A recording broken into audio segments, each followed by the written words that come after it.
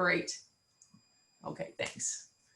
Well, Patrick, I got to say, I actually am a choir member as well. Our Daughters of St. Paul Choir. We do a concert tour every Christmas season. So, of course, we're not doing one this year. We're doing a virtual concert. But so I know what it's like, being on tour and doing the whole, performance while also worshiping, because it's worship and performance. So I want to ask you right off the bat, I mean, I have many questions, but ask you, you came together with Bishop Ezekiel, right? Did he ask you to join you to be part of this? Or he gave me a call. I was at work. Okay. He called me. He said, "Man, I got this idea," and I presented it to Pharrell, and we want to put together this choir, man, and it's going to be kind of like a making the band for the choir.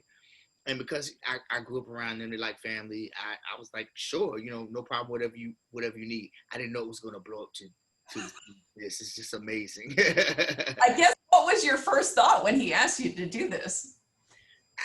For me, it was just another opportunity to do some music with someone that has been influential in my life. So, Bishop Williams was one of my great musical inspirations. So it's like, hey, yeah, sure, it couldn't hurt. Let's see what we come up with. So, when you came together and he asked you to do this, I mean, what were you looking for, I guess, in a singer? Because all of these people who came to try out had such tremendous stories of themselves, and what were you looking for as a choir master, choir director, which you're phenomenal at? What were you looking for in a gospel singer? And maybe in what adjectives would you use that you were really looking for? I was looking for those singers that were not only phenomenal as an individual, but those that exuded a team spirit.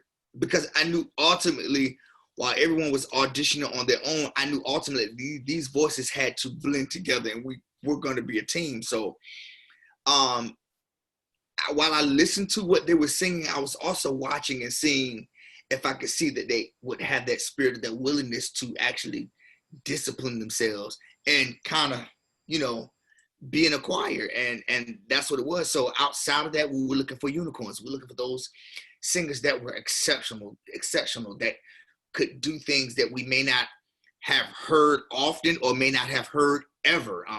We were looking for their stage presence, their overall presentation. A lot of different things went into how we selected a singer. That's awesome. I mean, I'm a huge gospel fan. I've listened to Kirk Franklin continuously and stuff. I just love it. I grew up with Mahalia Jackson in my family's roots. That's what we listen to. So I appreciate this so much. And watching this, I got to say, I got so emotional during almost every episode. Wow. Because I think it's just something about the gospel music. And what do you feel? What do you feel gospel music can say to our world today? I feel like gospel music says unity. It says we're better together. The gospel being the good news of Jesus Christ, which is for everyone that'll receive it. And then there's music, which is the only universal language. How could you not? Gospel, it's for everybody. You can't exclude, you can't deny it. It's for everybody. And I think if everybody really grasps that message, oh man, the sky's the limit. And that's truly what it was. Everybody coming together, people from various backgrounds, different ethnicities and cultures coming together to make something that is truly unstoppable, unbeatable, simply amazing. I don't think it could have been any better had we limited to a certain type of people or a certain group. No, it's truly like a box of, when I was little, it was something special when you got the 64 box of crayons by Crayola. Yeah. Because, you had more than just a small, you had more colors to color with. And that's how I feel. This is our 64 box of Crayola crayons. And honestly, it's so moving. It makes me cry. I mean, music and speaks to the soul. Yes. And gospel music, even more so, reaches down deep. And maybe that's what I wanted you to talk about. When this choir that you pull together, is worshiping God, but it's also performing. Right. And like as a choir member, as a performer, I know what that means, but I want to hear from you. How does the two come together for you? It comes together for me when you begin to worship and you're singing. For me, the performance piece, it looks like we're performing to the people, but really what you're doing now is just pulling what you're feeling on the inside and you're expressing it on the outside. And I tell them, I said, if you would allow the music to get in you, and then you put yourself inside the music, everything that's going to happen to you is going to be natural. It's going to be organic. I won't have to tell you to rock this way or do that. It's going to come out because singing is absolutely an expression of what's on the inside. It's from your heart. Exactly. And I could tell when you were throughout all the episodes, what you were really addressing in people is not so much just that you have the organ, the voice, or to be able to sing, and you can sing really well, but it has to come from somewhere else. Somewhere else. And I just want you to, share a little bit how your experience is of that, and as a singer, as a performer, but also as the choir master, what you're looking at and seeing in a person. I'm looking to see you pull that, and this is why, just like yourself, sister, you were watching. There are going to be millions of people watching, or if we weren't watching the show, if we were in some auditorium or soundstage and people buy a ticket, just because people are there, it does not say that they have not had experiences or they may not have been disappointed or whatever we're going through. And I say people are looking for a for real encounter from a for real person. And when you when you pull out what's in you, you're showing them, hey, I've gone through this, or hey, I've experienced this, hey, I've heard that, but I'm singing to you. And if I'm able to stand here and sing this good news to you, and I'm still breathing, I'm still kicking, I'm still moving forward, you can too. And that's what that is. It's God putting his stamp of approval, which we call the anointing on that thing, and it touches the soul of the listener. And that's when the tears begin to fall. Exactly, because it's more than just singing words. Way more. It's gotta come from the soul. What does it mean to you? I ask the singers all the time. I say, okay, you're singing this, but what does it really mean? What does it mean to you? Find what it means to you. And the more you begin to sing, you're going to think about what you're singing, what it really means to you, and it's going to come out. It's going to come out. You're an awesome choir director. As I was watching the series, I'm like, oh gosh. I have choir. One of our sisters, a choir master, and she directs us in too. And she's like, yeah, but you know when to push, like, because you know when somebody's holding back and you can get it out. But you also kind of have the moments where you let the Spirit take over. So maybe my question is, how do you find that balance, or when do you know is that balance of pushing someone, but also let the Spirit roll, because I see it happening in the episodes. I like to call it, I'm pushing you into the fire. Okay.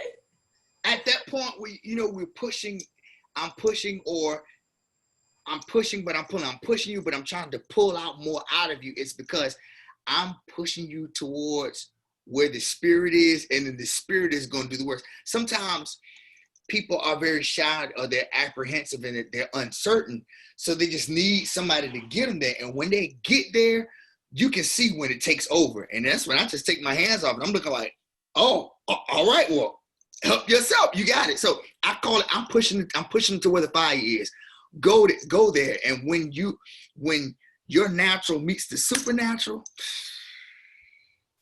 That's it right there. You just hit it right on. It's the natural meets the supernatural. And that's like nothing else. Nothing else. Because no matter how strong or whatever the singer is, it's that moment that's the divine grace. Honestly, you just nailed it. That's what got me through the whole series, seriously. And when people were sharing their testimonies, I mean, I'm sure, you know, as Pharrell is doing this, you know, directing it or you know, producing this, probably didn't expect to get the testimonies that people came out with. What did those testimonies mean for you when they just started kind of coming out? It meant, well, more than meaning anything, it said we're doing the right thing. Mm-hmm. With everything, you know, as you get older in life, everything that you do, you want it to have a purpose. Mm-hmm. You want it to have a meaning. This has to be an objective. We're no longer just doing things to be doing. And you get these people coming in, they're singing, and they're phenomenal, and that's great. But then you look beyond their gifts and you see the person and you see their experience, and they tell you their story, and it says, this is what we're supposed to be doing. Because at this point, not only are we helping to inspire and encourage, but now we're becoming so that they can become. So the most rewarding thing is helping them reach goals through what we're doing. I tell you what touched me the most in the series was when you had Marcus lead off with the testimony. And I said to myself, this is different than any choir. You know, you can come together as a gospel choir and sing gospel music, and it's awesome, and you can go and perform and do all that. But I knew this was different when you started it off like that, because I knew you were looking for the grace of God. Mm-hmm, mm-hmm, mm-hmm. Am I right? Absolutely.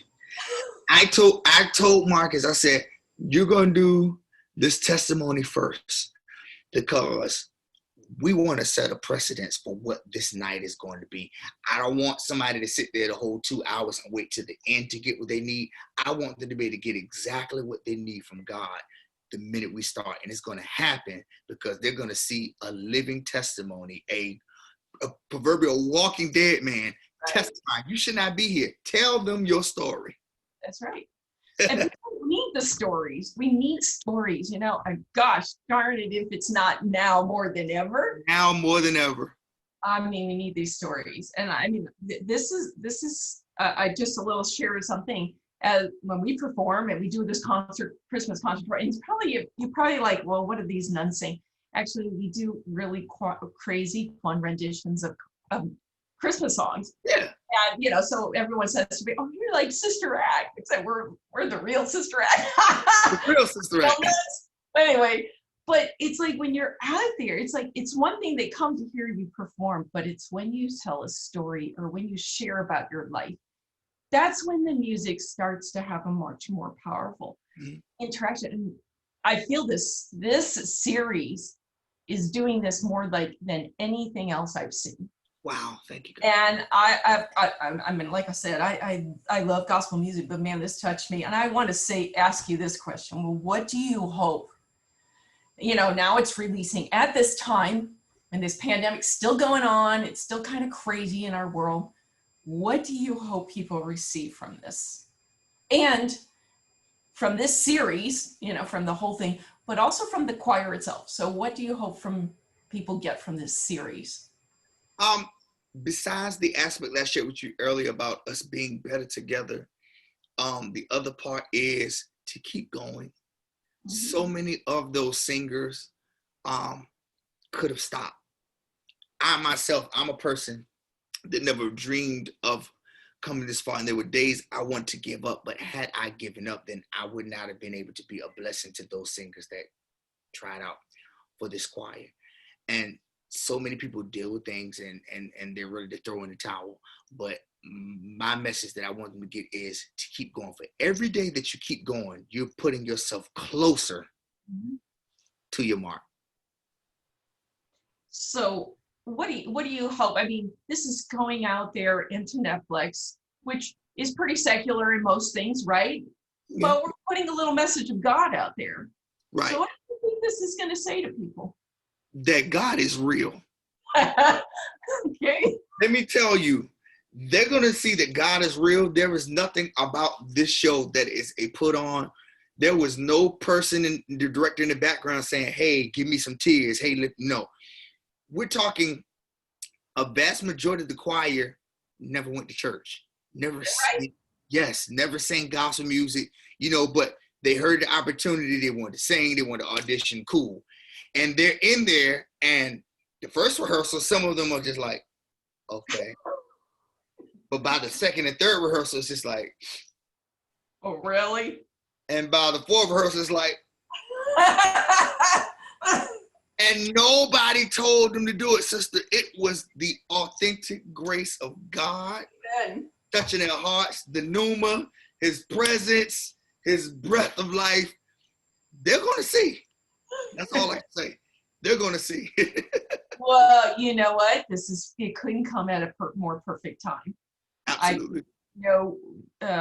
And in a culture where everything starts feeling like it's pushing, God away, and faith away. Just, I think, trying to push it that, hey, it's all about you, get yourself forward, push yourself forward. I mean, I live in LA. That's the way the culture is here. It's so much about you pushing yourself forward. But this is going to give a message that there's something beyond us and our own powers. Like, we're not totally in charge. Correct. We're not. And I think you bring that out into people. In the choir members, you brought that out. It's not only about them. And I think you're just phenomenal. Thank you. I wish I could meet you in person. I'd take it right now. I believe it'll happen. I believe it'll happen soon. It'll happen soon.